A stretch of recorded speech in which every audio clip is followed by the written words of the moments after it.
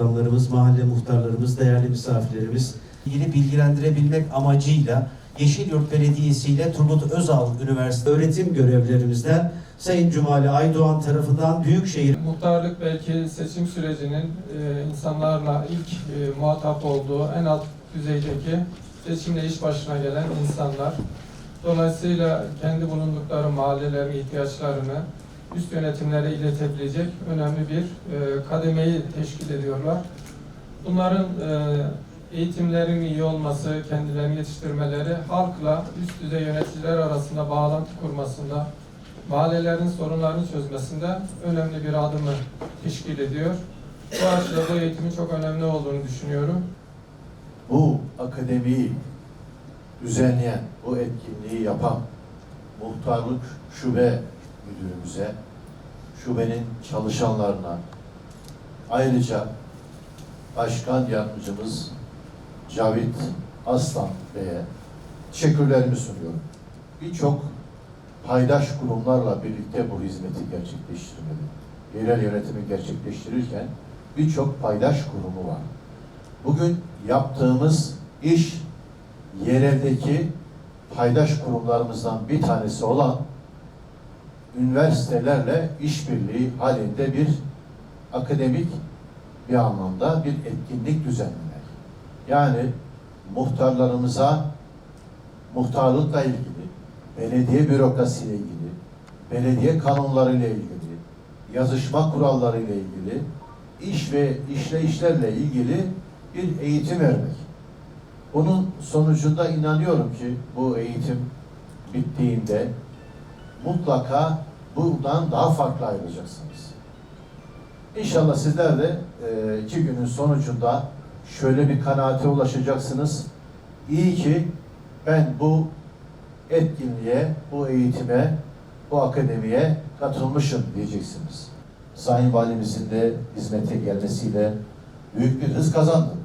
Ama bizler de, yerel yöneticiler de, siz muhtarlar da bu işlerin takipçisi olduk değil mi?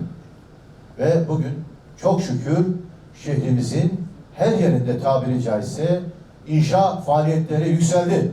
Malatya sahipsiz diyenlere bu cevaptır. Ciddi anlamda bir ivme kazandı Malatya.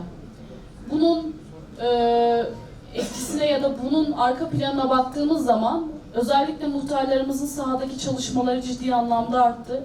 Yerel yöneticilerimiz, bizler, valiliğimiz bu anlamda gerçekten topyekün bir mücadele başlatıldı. Ve başarıya ulaşmasının temel sebebi de bu birlik ve beraberliğin sağlanması. Ben tekrardan şunu ifade etmek isterim ki Malatya'nın ihtiyacı olan tek şey birlik ve beraberliğini sağlamaları. Bu anlamda sizlerin, muhtarlarımızın ki bunu sağladığınızı da biliyorum. Muhtarlar Derneği başkanlarımız da buradalar. Bunu devam ettirebilmeniz, sürekliliğini sağlayabilmeniz benim tek temennim. Bunu yaptığınız zaman emin olun Malatya önümüzdeki 5 yıllık süre zarfında çok büyük bir ivme kazanacak. Hem ticari anlamda hem tarımsal anlamda muhteşem bir ilerleme kat edecektir. Evet, sırada hazırlan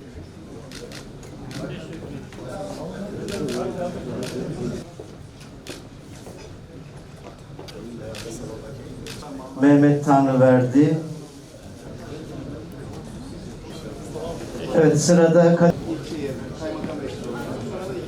mahalle muhtarımız Cahil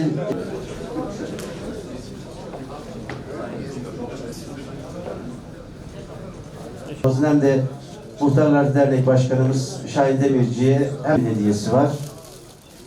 Bizde de günün anlamına dair Sayın Belediye Başkanımıza böyle bir hediye takdim etmek istedik. Bütün muhtar arkadaşlarım adına. Hayırlı olsun diyorum. Sağ olun. Tamam, oradan sırayla. Evet, birazdan günün anısına.